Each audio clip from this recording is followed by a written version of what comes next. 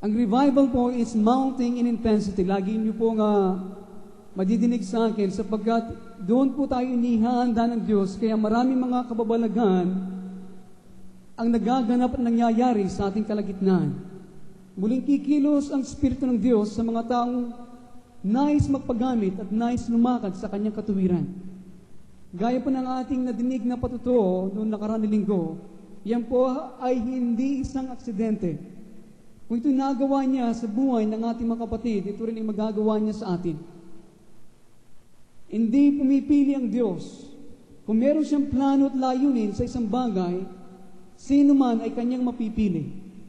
Ito'y dahil sa Kanyang biyaya at sa Kanyang election at divine calling na kumikilos sa bawat isa sa atin. Kaya ang aking pundalangin ngayong umaga na ating madinig ang sinasabi ng Espiritu Santo sa ating kapanahunan. It is mounting up. Alam po niyo mga kababalagan na ito o maraming mga bagay na mga spiritual na intervention o divine intervention ng Diyos sa ating mga buhay ay palakas ng palakas. Sa nakaraan ng mga dekada, gaya po ng aking nasabi, sa ibang bansa, ang mga mananampalataya ay nakakalakad sa ibabaw ng tubig. Ang mga dahon ay nakakaawit ng mga himno, mga papuri sa Diyos. Ang tubig ay nagiging alak. Ito yung nangyari po sa Indonesian revival sa Indonesia. At marami mga bagay na nagaganap sa ating kalagitnaan na hindi natin nababalitaan. Subalit tayo ay mapalad na pinisit ng Diyos. Kahit sa ating kalagitnaan, ito ay Kanyang ipinadadama at pinararanas na meron isang buhay na Diyos at meron siyang plano at layunin. At tayo nagpapasalamat sa Diyos na hindi niya itinatago sa atin mga bagay na ito na Kanyang gagawin sa hinaharap. Para tayo ay may handa sa dakilang bagay na ito na gagawin ng Diyos. Revival is mounting up in intensity. Inyong madidinig ang maraming mga tao na lalapit sa Diyos dahil sa mga patutuo ng mga tao at mga Kristiyano na lumalakad sa dobleng kapangyarihan at kapuspusan ng Espiritu Santo. Itong tinatawag ng mga two witnesses. Taglay nila yung double anointing of the Spirit of God. Doble ang kapangyarihan at kapuspusan ng Espiritu Santo na nananahanan sa kanila. At marami sa atin ay akin napapansin taglay nila ang banal na panawag na ito ng Diyos. Kaya maraming mga kapigatian, mga pagsubok ng buhay na inyong dinadanas. Yan ay paglilinis. Parang tayo ay makalapit sa Diyos. Remember po, lagi ninyong tandaan, the purpose of tribulation is to make us nearer to God. Yan po ang dahilan. Ang mga pagsubok, ang mga kabalisan, ang mga kasalatan ng buhay, nararanasan na marami sa atin, ang layunin ng Diyos sa mga bagay na yan ay para tayo ilapit sa Kanya, hindi upang ilayo sa Kanya. Nasa atin kung paano tayo tutugon sa mga bagay na ipinahintulot ng Diyos na ating harapin. Ang mahalaga, Lord, ano po ang iyong gusto? Ano po ang iyong nais sa ganitong pangyayari na nangyari sa aking buhay? Huwag kayong kaagad na lalayo, huwag kayong kaagad na magtatampo sa Diyos. Ang mahalaga, lapit kaagad sa presensya ng Panginoon. Ito po ang isang ugali at asal ng isang Kristiyanong lumalago sa kanyang buhay Kristiyano. Kaagad, meron siyang nadamang kakaiba sa kanyang kapatid, meron siyang nadama sa kanyang buhay, meron siyang naranasan, kaagad ang kanyang gagawin, maninikluhod siya sa harapan ng Diyos. Amen? Kailangan ko sabihin ng mga bagay nito bago natin pag-usapan ang kanyang mga salita. Aking nadadama, maraming mga bagay na gagawin ng ating kaaway. Ito po yung aming napansin. Kumilos ang Espiritu ng Diyos noong nakaraan na linggo, mga ilang mga araw sumunod noon, ang ating kaaway naman ay nais, gumambala, alasin ang ating atensyon, nagpadala naman kanyang sugo dito. Biro po ninyo, nung nakaraan na Miyerkules, binisita tayo ng kakaibang espiritu. Mayroong isang dalaga dito na masyal na wala sa kanya kaisipan. Nais manggulo sa gawain ng Diyos. Sinisipang gate. Alam po niyo, ang ating kaaway, hindi niya aayan ang mga bagay na gumagawa ang Diyos, nais niya rin gumambala at sumira at kumuha ng atensyon. Kaya mga kaibigan at mga magulang, ang mga bagay na inyong nadidinig, ito mismo ang kaisipan at kalooban ng Diyos. Amen? Bilang inyong pastor, ako po ay nagpapaalala sa inyo, maraming mga cares of life, maraming mga pananagutan, maraming mga bagay na dapat gawin sa buhay upang tayo makapamuhay na disente sa buhay nito. Subalit ang mga bagay na yan ay huwag ninyong maging bagay na maging hadlang sa inyong pagsunod at pag-aaten sa gawain ng Diyos. Ito po yung aking babanggitin mamaya sa aking pangangaral. Ito po yung aking nadama. Abang tayo papunta dito, maraming mga bagay na pilit na gambalain tayo, wasakin ang espiritu ng pagpupuri at pagsamba. Subalit, in Christ, we are more than conquerors through Him. Higit tayong mananagumpay kay Kristo. Ang mahalaga, kayo po ay makalakad sa ibabaw ng lahat ng mga bagay nito. Okay? Iniimo ko po kayo na kayo mag-attend na maaga. Ayusin nyo ang lahat ng mga bagay na dapat nyo ayusin. Sabado pa lamang, yung kailangan iluto. Para mahihanda at tayo maagang gumising at maagang makapanalangin, maagang makapag-attend sa gawain ng Diyos. Okay? Kasunduan ba natin yon? Alam niyo po, mahalaga bilang inyong pastor, sapagkat sa liwanag ng salita ng Diyos, ang panahon na dumarating ay mababatbat ng kahirapan niyo po ay maliwanag. At ang pwersa ng kadiliman ay magiging matindi. Meron akong mga libro na balang araw o sa Miyerkules sa linggo na kung nais nyo ipaserox, photocopies, ang mga bagay nito, ito po'y mahalaga para sa akin na inyong basahin. Meron pong urgency sa aking spirit. Meron parang pagmamadali na aking nadadama na kailangan ninyong malaman, na kailangan ninyong maunawan sa panahon na darating. Nakasalalay dito. Kung hindi natin namamalayan, ang ating kaaway ay napakapino, very subtle, sinasabi sa Ingles, na kumilos at gumapang sa buhay natin. Kung hindi natin namamalayan, baksak na tayo. Baksak na. Discouraged na. Subalit, kaya mayroong mga bagay na ipinadadama ng Diyos sa akin. Urgency na kailangan malaman ninyo at maunawaan, lalo na patungkol sa kanyang kalooban. Kaya tayo natin manalangin sumandali. Salamat po, Panginoon, sa umagang ito na alam namin Ikaw at ang iyong kaisipan ang aming masusumpungan. Salamat po, O Diyos, sa inyong pagkilos, ang presensya ng Banal na Espiritu Santo. Siya ang kumikilos sa aming mga buhay. Kahit na wala na kami sa gawain nito, hindi kami iniiwan o pinababayan. Laging nasa aming mga puso. Inuudyugan, kinakausap, inihanda ang aming mga puso, ang templong ito, ang aming katawan, para maging tahanan at templo ng Diyos Ama at ng Diyos Anak. Kaya, O Diyos, nawa ito'y maunawan ng marami sa aking mga kapatiran ngayong umagang ito, na inihanda mo kami bilang iyong katawan, bilang iyong babaeng pakakasalan. Kaya, O Diyos, nawa dito mapukol ang buong kasipagan at pagkaunawa at kaisipan ng aking mga kapatiran. Kaya, O Diyos, pagpalain mo ang aming bansa, pagpalain mo ang bansang Israel. Maraming mga Hudyong umuwi ngayon sa kanilang mga bansa at maraming mga pangangailangan. Gayun maraming pangangailangan ng bawat mamamayang Pilipino. Lord, sa iyo namin pinagkakatiwala ang lahat ng mga bagay nito. Pagpalain mo ang aming bansa, pagpalain mo ang Jerusalem, at sa iyo lahat ng papuri at pasasalamat. In the name of Jesus. At lahat ay magsasabing, Amen at Amen. Buksan po natin ang ating mga Biblia sa mga taga-Hebreo. Ito po ay nasa Bagong Tipan.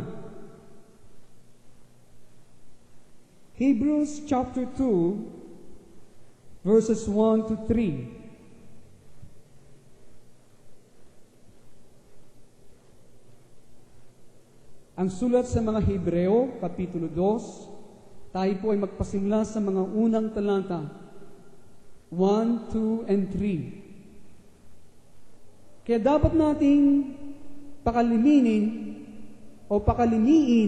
ang ating naririnig upang huwag tayong maanod ng papalayo rito. Napakaganda ng mungkay ng manunulat ng Hebreo. Pakalimiin ang ating naririnig. Huwag lang pumasok sa iyong tenga, pagkatapos labas sa iyong tenga, kundi, ano po sinasabi? Pakalimiin natin, itago natin, isa puso natin ang ating naririnig upang huwag tayong maanod, matangay ng papalayo rito. Sapagkat kung magkatotoong lahat ang mga ipinasabi sa mga anghel at lahat ng mga sumoy doon ay tumanggap ng nararapat na parusa, paano tayo makakaligtas kung papawalan natin ng halaga ang dakilang kaligtasang ito na sinalita ng Panginoong mismo at pagkatapos ay pinatutuhanan sa atin ng mga nakarinig sa Kanya. Kaya dapat natin pakalimiin ang ating narinig upang huwag tayong maanod, matangay ng papalayo rito. Kaya sumagi ito mga kaibigan at mga magulang, nais po magsalita sa paksang drifting from Christ.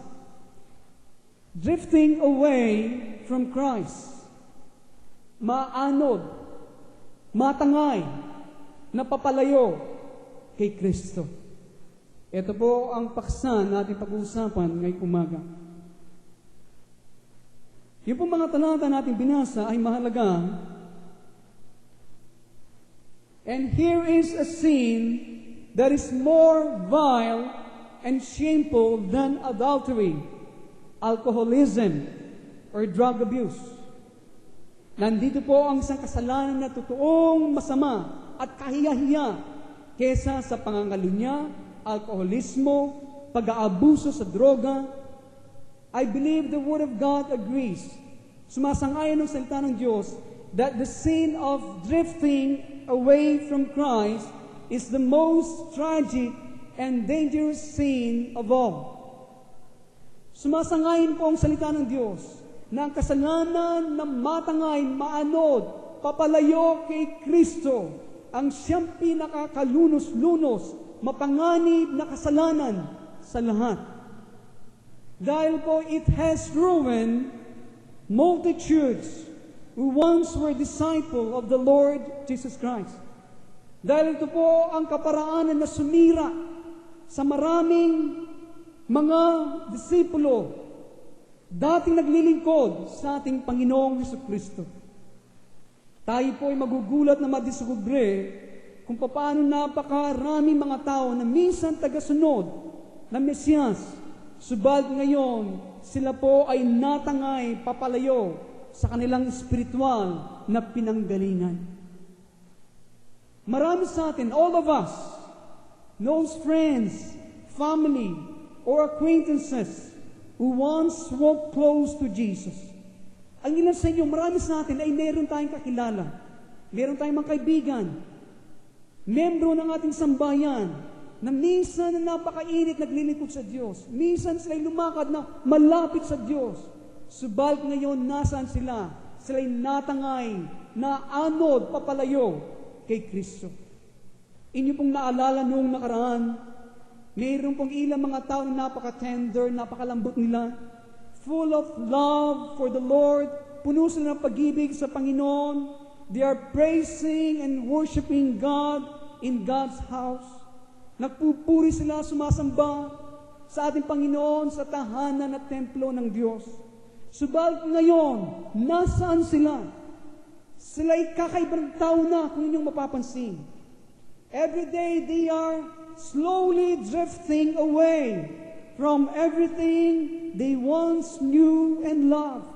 Ngayon, unti-unti silang napapalayo, natatangay papalayo sa mga bagay, sa lahat ng kanilang minsan na kanilang kinilala at minahal at iniwan si Jesus. At sila ay patungo sa ibang direksyon. Most drifters, yung pong halos mga taong natangay papalayo kay Kristo, do not see themselves as wicked or as being in any danger. Hindi po nila nakikita na sila ay masama at nasa anumang panganib. Kaya kanila lang nasasabi, hindi na ako nag-aati ng gawain or act religiously. Hindi naman ako gaano nagbago. I still love the Lord in my own way. Minamahal ko pa rin ang Panginoon Diyos sa aking sariling kaparaanan. I'm not a drunk. Hindi ako sanlasenggo.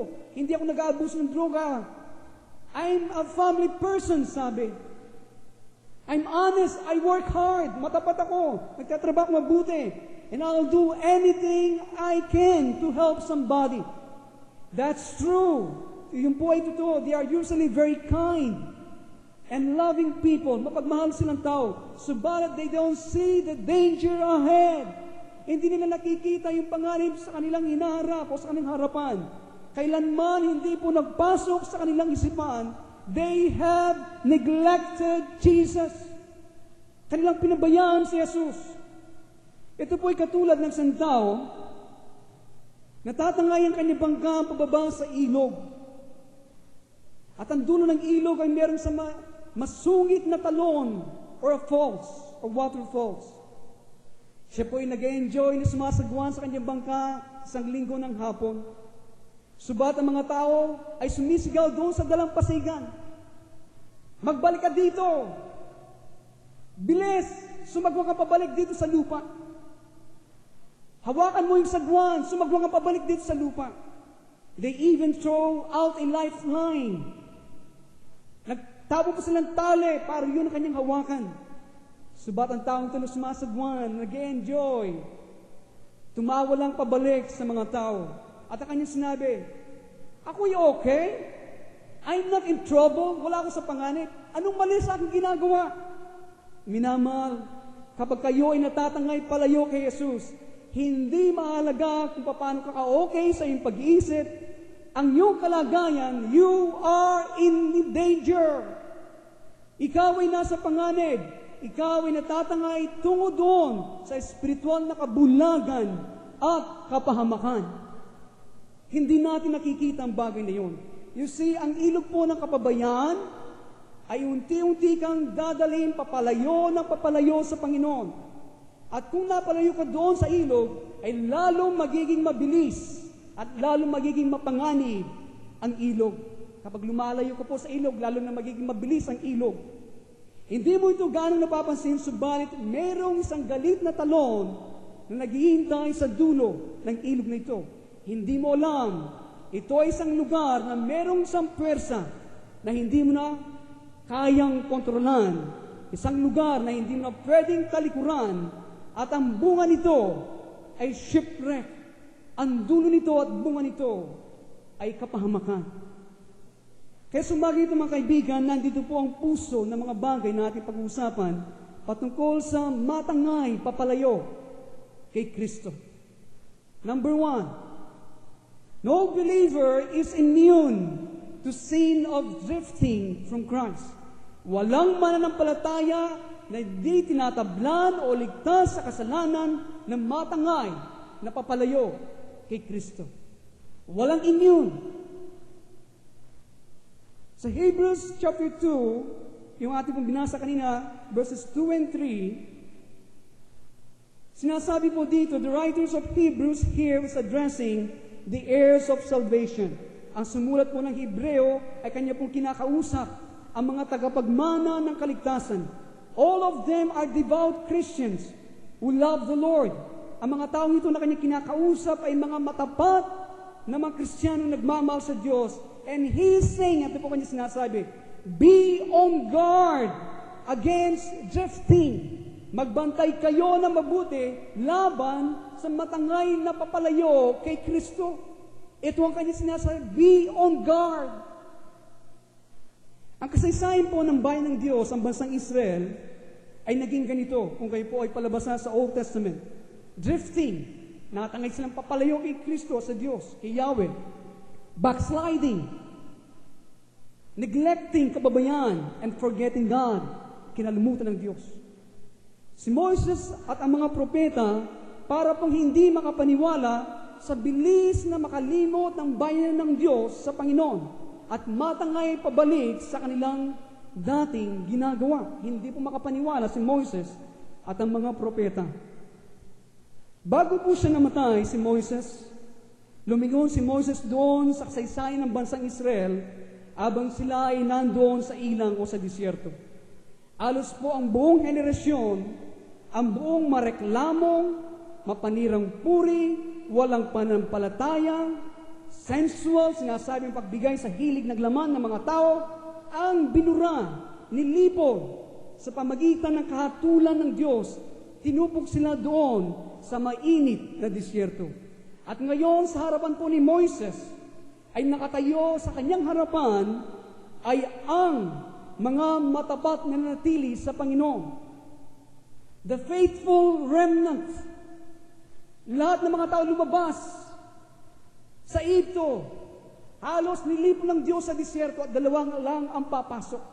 Kaya ngayon sa harapan ni Moises ay bagong henerasyon, a faithful remnant, mga sinubok, mga sinuri, mga hiniwalay na mga tao who remain true to the Lord, na nanatili sa ating Panginoon.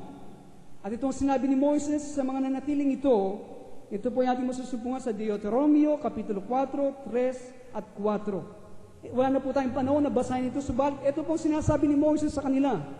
Kayo na nanatiling tapat sa panahon ng dakilang pagtalikod, hindi kayo natangay sa pagsamba sa mga Diyos-Diyosan, katulad ng mga taong pinatay.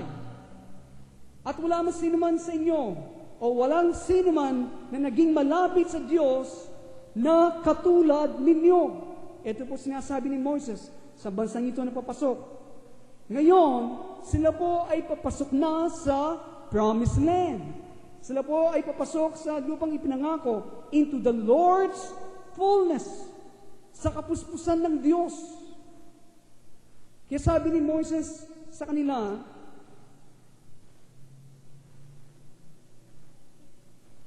kayo ay malapit sa Diyos.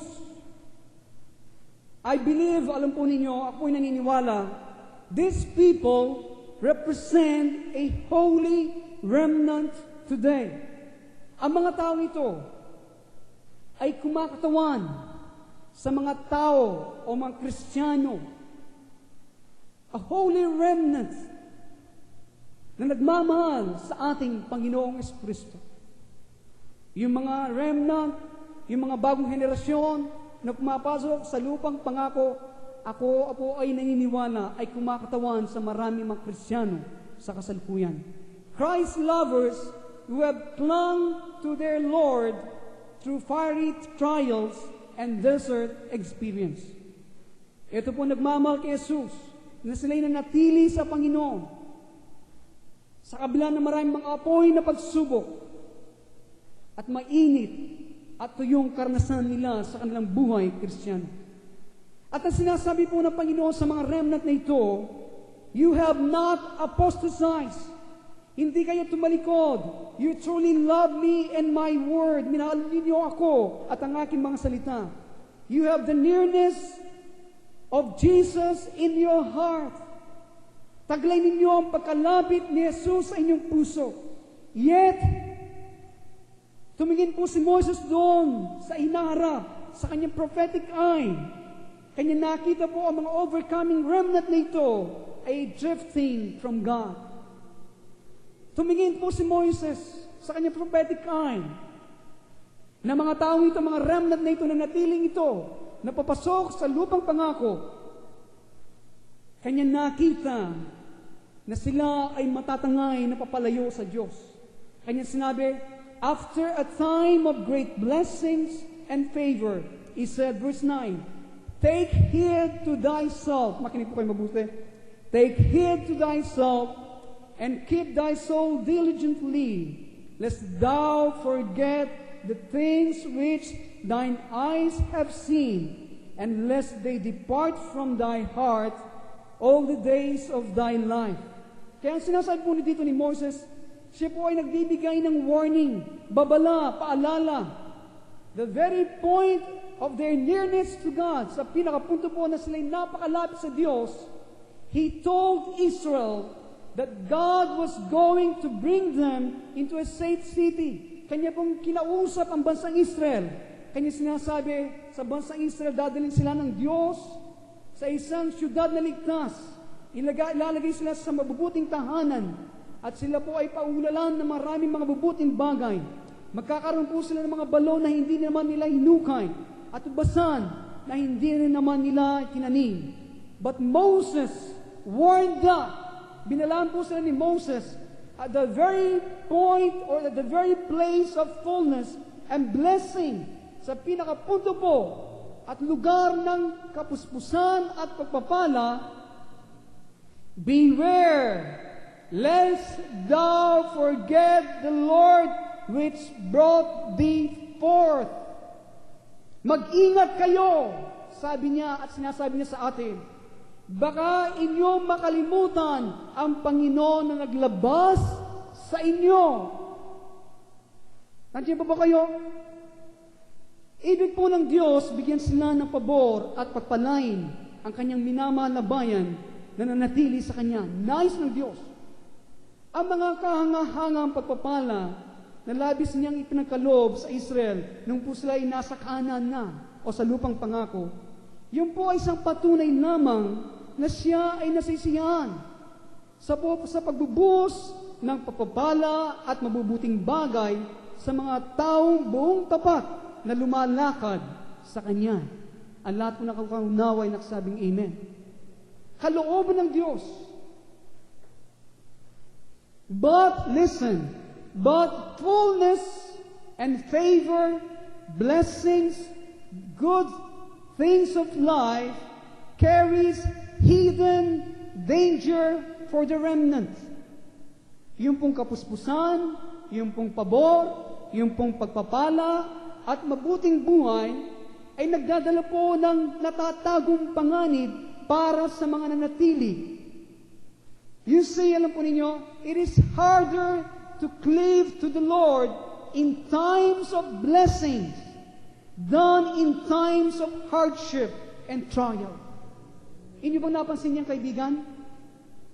Para bang napakahirap na kumapit sa Diyos, manatili sa Diyos, sa ating Panginoon, sa panahon ng pagpapala, kesa sa panahon ng kahirapan at pagsubok.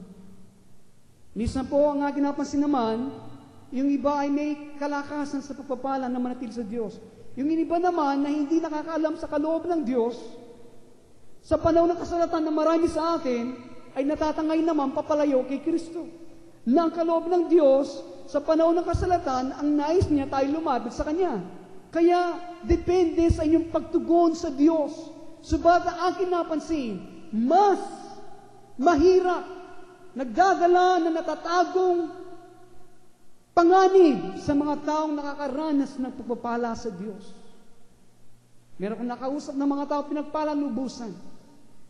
Subalit ang aking pong napansin, sila po ay napalayo sa Diyos. Hindi nila alam kung anong gagawin nila sa kanilang pagpapala. Naglaman ng kanilang puso ay hindi na ang mga bagay na makadiyos at kaalam sa Diyos, kundi sa mga bagay na kanilang tinatamasa na galing sa kamay ng Diyos. Kaya mga kaibigan at mga magulang, sa panahon na darating ang south wind, ang hangin mula sa katimugan, hangin ng pagpapala ng Diyos, yun po ay isang bagay na pagsubok din para sa atin. Amen? Ang mahalaga, you enjoy the blessings of God. Amen? Kalooban po ng Diyos na tayo pagpalain sa maraming mga bagay at mabubuting bagay. Sa mga taong lumalakad ng buong tapat sa Kanya. Subalit, hindi mga bagay nito ang siyang maghahadlang sa ating pagsunod sa ating Panginoon, kundi mga bagay nito ang siyang maglalapit sa atin lalo sa ating Panginoong Jesucristo.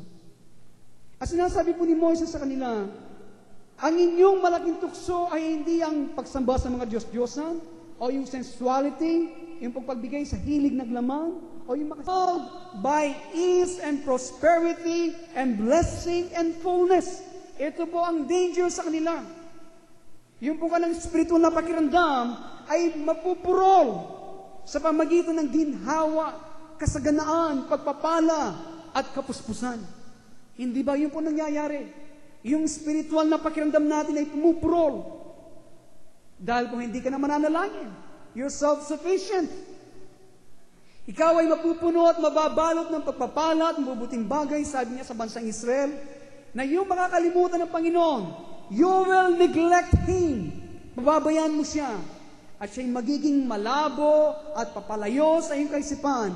You will drift away from Him. Ikaw ay matatangay, maano at papalayo sa Kanya. Tanong, did God's Holy One heed the warning of Moses? Ang banalaban ba ng Diyos na ito ay pinansin ang babala ni Moses?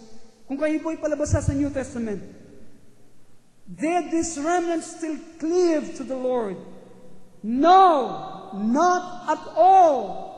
Hindi po nila pinansin ang babala ni Moses. They won't listen to the warning because they couldn't believe it. Hindi po sila makapaniwala doon. They thought, never in a million years how could we ever do anything like that? Paano yun? Paano kung magagawa yun? Sa kabila ng ganito. Subalit kung di sila nakuha ng diablo sa pamagitan ng sensuality, sa pita, nakuha sila sa pamagitan ng pagpapala, ng kayamanan, ng kapuspusan, at ng tinapay. Naisip natin ang ating mga kaibigan, ang ating mga kakilala na napalayo sa Panginoon, ngayon sila po ay mga backsliders, floating swiftly down the river away from Christ. Paano nila magagawa yon? Siguro tanong natin. Paano nila magagawa yon? How could they be so blessed of God and drift away from Him? Sa kabila na sila nagpala ng Diyos, ngayon sila natangay papalayo sa Kanya. Ang tanong mga kaibigan, ang tanong po ng Holy Spirit sa atin ngayon, what about you? What about you this morning? Kayo ba? Anong nadadama? We must begin to search our hearts. Natuturo natin ang ating makakilala, mga kaibigan, mga pamilya. What about you? Siyasatin po natin ang ating mga puso. Meron bang bahagi natin nasa punto na ng papalayo kay Kristo? Meron bahagi ng ating pagkatao? We don't have the zeal for the Lord that we desire before. Wala na yung sigasig natin sa Panginoon, gaya ng dati. We don't have the tears. Wala na yung luha sa ating mga mata. Kundi inanakit na ang napalit. Pagtatampo. We must fall on our face before the Lord. Kailangan tayo idapa ang ating mukha sa harapan ng Diyos. Alam po ninyo, it is easy for any servant of the Lord to begin drifting from Christ. There isn't a pastor, there isn't an evangelist who is immune. Kahit na ikaw ay pastor, evangelista, alagad, ay hindi ka ligtas sa papalayo kay Kristo. Even the most devoted believer can begin drifting from the lightest or slightest neglect. Kahit na po ang pinakamatapat na mananampalataya ay pwede magpasimulang lumayo sa pamagitan ng konting kapabayaan. Slightest neglect. Ang bawat po isa sa atin ay dumaraan ng panahon ng pagtutuyo. Sino po dumaraan sa ganitong karanasan? Yung desert na experiences o wilderness experiences. Ako po'y naranasan ko yan. Na para bang dumadalain ka, hindi nadidinig ng Diyos. Minsan po maraming sabi kapag linggo, yan ang nadadama Talagang hinahatak mo yung sarili, hindi ba? Tuyo. Kaya kung nagpupursi sa Diyos, meron tayong panahon ng pagpupuri at pagsamba, we can really pour out our love to God. Alisin, kaya siguro minsan pinasasayaw tayo ng Panginoon yung kabigatan talagang maalis, malaglag sa ating puso at katawan. Amen? Kaya, sa bawat isa sa atin na dumaraan ng panahon ng pagtutuyo, subalit kapag ganito ang ating karanasan, kadalasan, kesa kagad tayong tumakbo sa presensya ng Panginoon at uminom at inumin ang kanyang banal na tubig, is living water, ang ating ginagawa, we let the day go by, then another day passes. Inahaya natin araw-araw, ganito na lamang ang ating nadadama. Instead na tumakbo kagad sa presensya ng Panginoon, uminom sa kanyang banal na tubig, ang nangyayari, pumupunta ka sa iyong kasama. Ito po, hindi po nangyari sa atin ito, no? Pero sa merong iglesia, ganito ang nangyari. Merong mga grupo, mga deacons, merong mga grupo, mga Kristiyano sa loob ng iglesyang ito, nakakala nila, kapag nagngangaral ng pastor, sila lagi pinupukpok ng mantilyo. Kaya isang araw, ang mga grupo ng mga Kristiyano ito, sila po nagpulong-pulong at lumaban at nagimaksik sa pastor na ito. At sabi ng pastor, sana ang kanilang ginawa, kesa sila magpulong-pulong, hanapin yung nadadama ng isa sa bawat isa laban sa kanilang pastor, ang ginawa nila, lumapit sa Panginoon. Lumapit sa Panginoon. At doon kinausap ang Panginoon kung anong dapat gawin. At alam niyo po nangyari, sila'y umalis sa iglesia niyo. Merong pait sa kanilang puso. At hanggang ngayon, nagpapakita ng masaya, subat sa loob nila, mapait ang kanilang mga puso. Kaya mga kaibigan at mga magulang, mahalaga sa anumang bagay sa Panginoon kaagad ang takbo. Amen? Ang kaaway po natin ay tuso. Itong kanya ginagamit sa iglesia ngayon. Subalit sa pangalan ni Jesus, sinisira ko ang kanya gawain sa ganitong kaparaanan. Sa iglesia ito, ang inihanda ng Diyos ay ang kanyang mga babaeng pakakasalan. Nakatingin lamang sa kanilang kasintahan lalaki, hindi sa tao o sa gawain o sa pastor, kundi sa Panginoon sa kanilang pakakasalan. Doon sila nakatingin, wala nang iba sa iglesia ito. Palakpakan po natin ang Panginoon.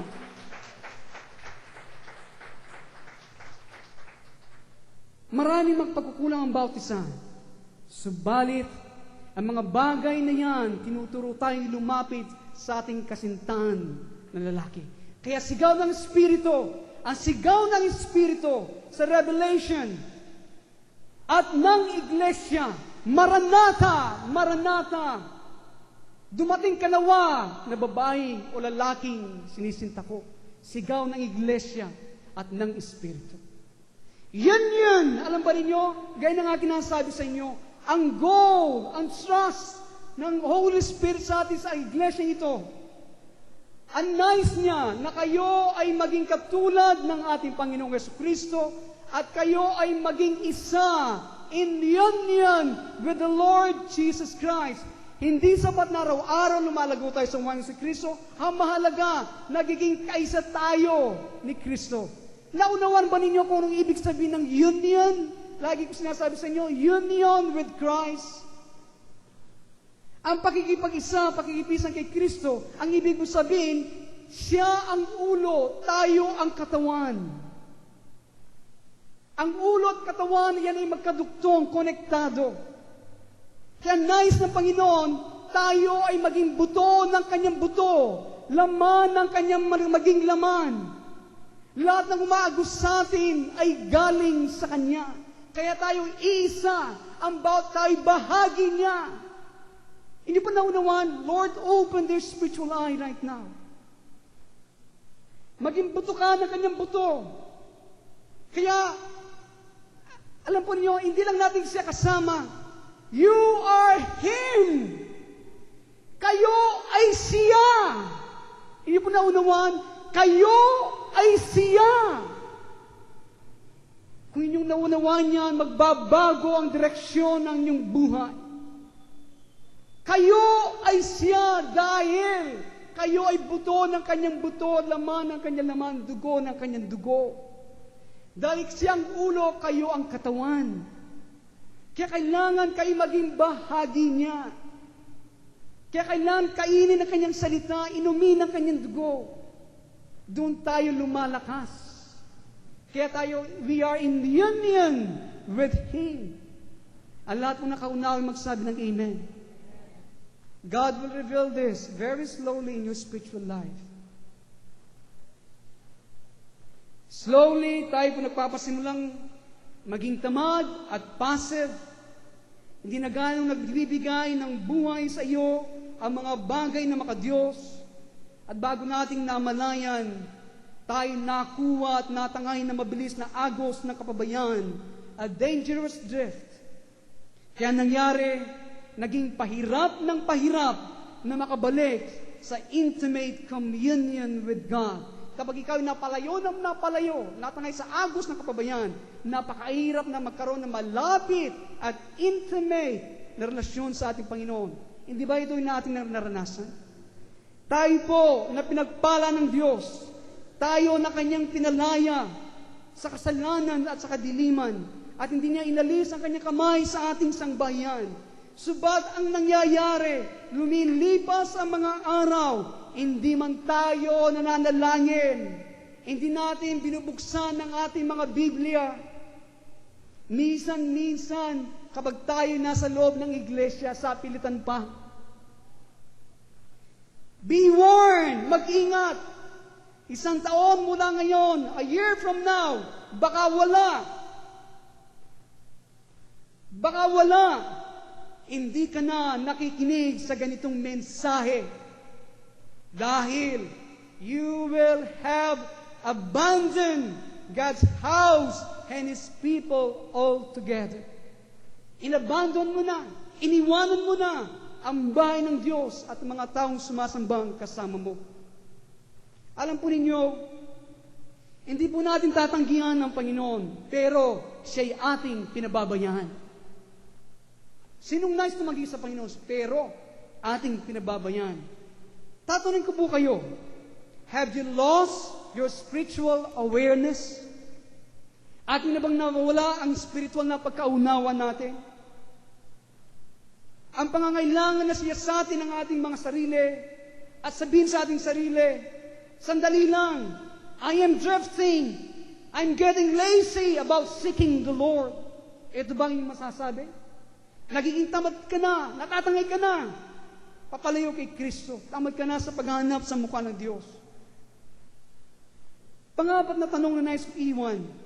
You may already be drifting from the Lord. Baka ang ilan sa atin, ikaw ay papalayo na sa Panginoon. Here are the signs of a dangerous drift.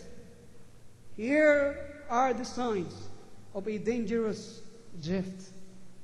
Ito po mga palatandaan o tanda na ikaw ay nasa mapanganib ng natangay, papalayo kay Kristo. Spasmodic attendance in God's house. Pasulpot-sulpot na pag-aaten ng gawain ng Diyos. Yun po isang tanda na ikaw ay papalayo ng papalayo sa ating Panginoong Jesucristo. Bilang po inyong pastor, gaya ng aking nasabi kanina, binubuksan ko ang aking puso. Aking po nadama ang kahalagan na tayo po ay nakakatipon. Kung niyo pong babasahin ang salita ng Diyos, lalo sa maggawa, araw-araw, ang mga alagad ay nakakatipon. Sila mga alagad na. Listen, please listen. Ang mga tao na aking binabanggit ay mga alagad na. Nakita na nila ang Diyos, nakita nila ang Panginoon, ang kanyang mga salita, ang kanyang mga himala.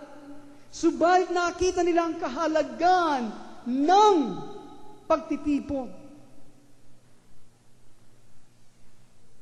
Alam po ninyo mga kaibigan, gaya ng aming nadama, hindi sapat na maging Sunday Christian lamang tayo. Kumakain lang tayo kapag Sunday. Kaya tayo pinagpapasalamat sa Diyos na binuksan niya ang Miyerkules. Gaya po ng aking nasabi sa ating nag-aatin ng Miyerkules, imuking ko ang ating mga kapatid na nag-aatin na Sunday na mag-attend ng mga midweek services natin. Meron mga bagay na dapat kumasabi na kailangan niyo malaman sa panahon na darating ito. Ako po'y limitado ng oras kapag Sunday, pero meron mga bagay na ating pinag-aaral, lalo po itong ating pinag-aaral ngayon, ay ang John 17, ang panalangin ng ating Panginoon. Please attend our midweek services. Hindi lang po sa aking sariling kapakanan, kundi sa kapakanan ng bawat isa sa atin. Okay? Kaya, ang Sunday po ay mahalaga para sa atin na mag-attend. Hindi ka man, ang ilan po sa atin, hindi ka man gumagawa ng espesyal na pagsisikap para makarating. Other things come first. Nice natin mag-attend pero wala tayong ginagawang pagsisikap. Ibang mga bagay ang nauna. Subat, alam po ninyo, ang isang Kristiyano nakahawak sa Panginoon, kanila pong kinikilala. Kapag kanilang pinabayaan ang pagpunta sa gawain o sa bahay ng Panginoon, they cut themselves off from spiritual life. Kanila pong pinuputol ang kanilang sarili sa kanilang spiritual na buhay. You see, alam po ninyo, ang umiwalay sa katawan, ito na Kristo, ito po yung umaalis sa kanyang ulo. Dahil po, the head is connected to the body. If you cut yourself sa body, parang inaalis mo ang iyong sarili sa ulo. And to keep the body's spiritual life flowing through you, you have to be connected to it. Amen? Kailangan po konektado ka sa ulo eh. Kapag pinutol mong ulo, anong mangyayari? Patay, pareho. Kaya mahalaga po ang buhay ay umaagos po sa ating buong katawan. Ang iba po, some attend only on Sunday morning. Ang ilan po sa atin nag-attend lamang kapag linggo ng umaga. But as they drift, subat kapag po sila ay natangay na papalayo, even that will go. Yun sila nag-attend lang Sunday, pero kapag sila natangay papalayo, yun din ay mawawala. It will be replaced. Ito po mapapalitan ng with Sunday trips, television, Sunday newspaper, playtime with the kid. Watch out. It's all a sign of a drift. Kahit linggo, ipagpapalit.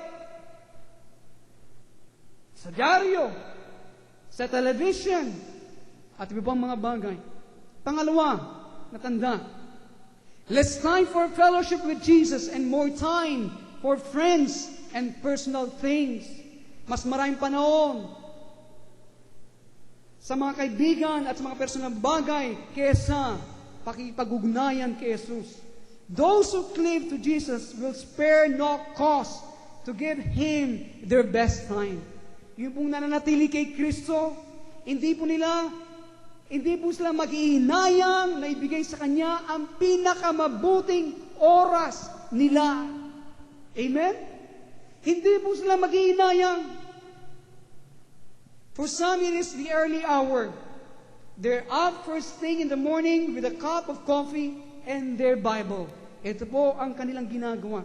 Sa iba, madaling araw, sila paggising na, kasama ang kanilang kape at ng kanilang Biblia.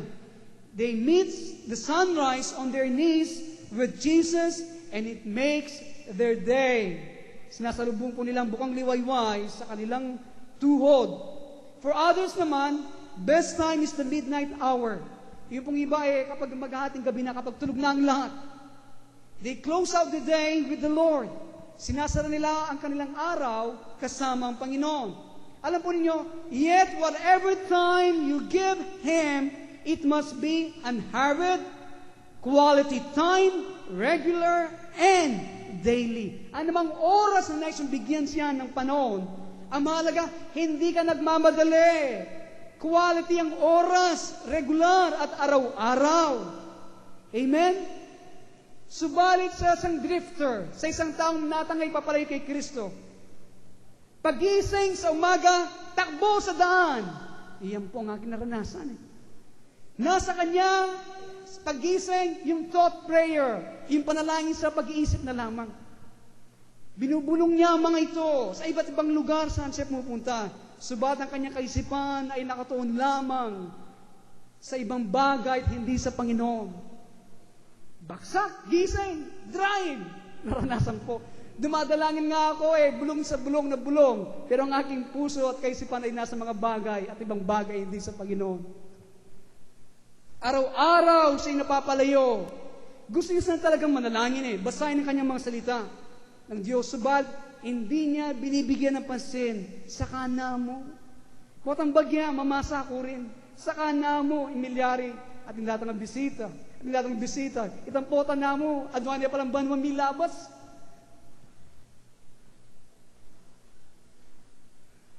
Bigla lumipas ang mga linggo. Ang kanyang pagkalayo ay naging napakalayo. He has time for everything else but not for Jesus. Meron siyang panahon sa lahat ng bagay, pera sa ating Panginoon. Pangatlong tanda na ikaw ay natatangay ng palayo kay Kristo. Sa kabila ng galit na kayo dyan. An unwillingness to endure the discipline required to keep from drifting. Wala ka pong kusang loob na magbata sa disiplina na kailangan para huwag kang mapalayo. Wala kang kusang loob na magbata sa disiplina na kailangan para huwag kang mapalayo. Ang ating pong laman ay hindi nakahiligan, is not inclined ang manalangin, basahin ang kanyang salita, at hanapin ang kanyang mukha. Ang laman na ito ay hindi mo nakahiligan ito. Kaya mga bagay nito ay mga disiplina. Yung pong pagbabasa ng salita ng Diyos, hanapin ang kanyang mukha at manalangin. Kaya ang kailangan natin, dalhin ang ating mga sarili sa ilalim po ng pagpapasakop sa kanila. Kailangan natin hawakan ang ating mga sarili at sabihin, I will not let myself drift. Yun ang sabihin niyo sa inyong sarili. Hindi ko ayan ang aking sarili na matangay papalayo kay Jesus. Subat kung nandyan ka at wala kang ginagawa, nakaupo ka at hinahayaan mo lumilipas ang mga bagay wala kang ginagawa. O kaya naman, may ginagawa ka, pero ang iyong ginagawa ay mga bagay na mga sariling bagay lamang. Then, you will drift away from Jesus totally. Ikaw ay matatangay ng papalayo na lubusan kay Kristo. Kapag ito ang iyong kalagayan. You may talk like a follower. Pwede kang magsalita na para bang ikaw ay tagasunod, totoong tagasunod ni Kristo. You may still act only para bang napakabanal mo, but you will have a dead spirit and a hard heart. Meron kang patay na espiritu at matigas na puso. Ito ba ang ating kalagayan ngayong umaga, mga kaibigan? Pero nais kong inyong maunawan ang puntong ito. Kailangan po natin maunawan sa oras na inyong ipinasyang, hanapin ang mukha ng Diyos. Ang diablo kanyang susubukin ang kanyang buong bangis at lakas na pigilan ka para ikaw ay magkaroon ng malalim na komunyon sa Diyos. Ito po ang kanyang gagawin.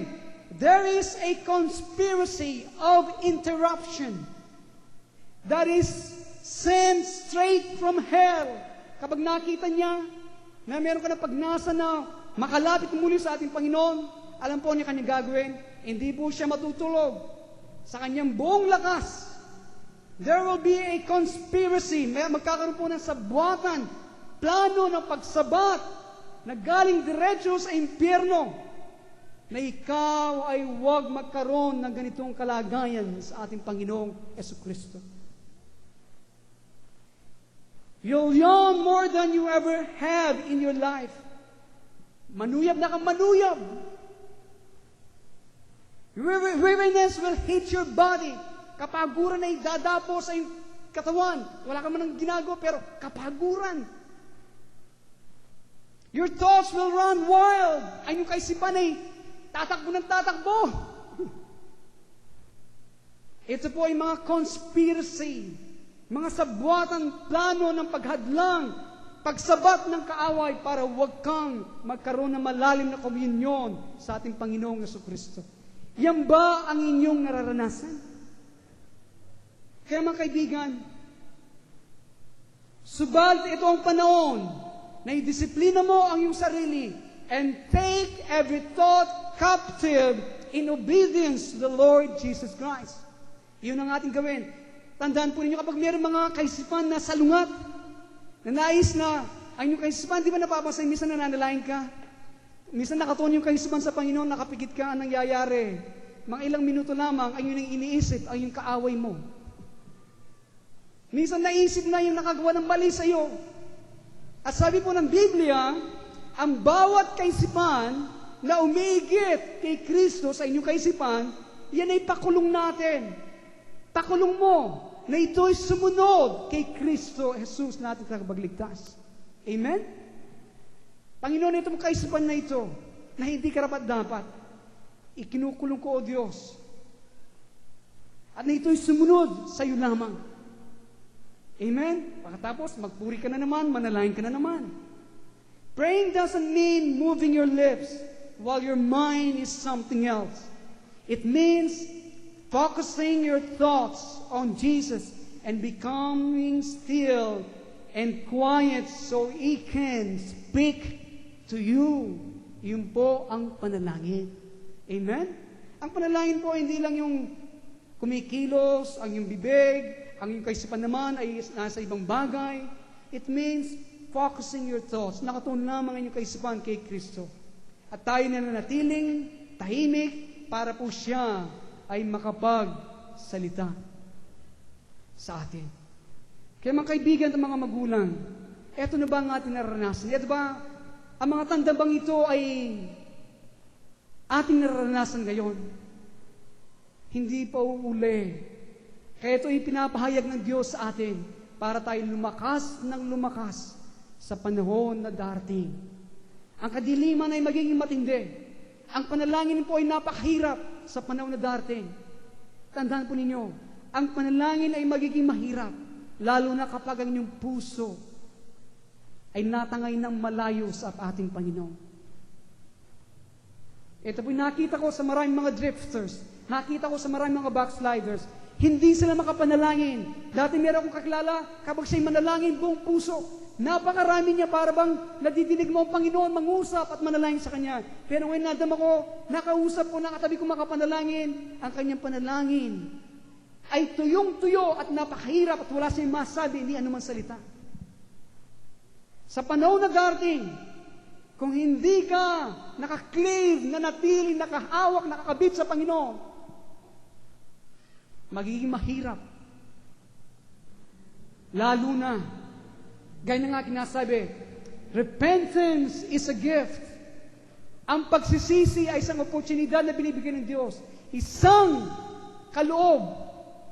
Kung hindi mo pa na isang Diyos magsisi ka ngayon, hindi mo ginrabi, hindi mo kinuha, baka iyan ay lumipas sa iyo.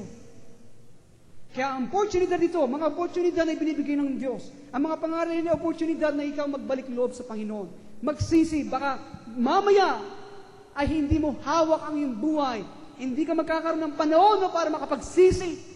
Hindi mo sasabihin kapag matanda ka na, marami ka ng pera, doon ka magsisisi, maglilingkod sa Diyos. No! This is an opportunity. It is a gift from God. Baka hindi ka na makapagsisi dahil puno ka na ng kalyo, inanakit, bitterness sa iyong puso, na hindi ka na makapagsisi. Kaya habang may panahon na ibinibigay ng Diyos sa iyo, repent right now. Amen? So this is an opportunity. Ako may mga ngaral sa susunod about opportunity. Sa mga oportunidad na binibigay ng Diyos na marami sa atin ay ating pinalalampasan. Kaya ngayong umaga, kaibigan, itong panahon na italagaan natin ang buong buhay natin sa ating Panginoong Jesucristo. Tayo lang natin manalangin.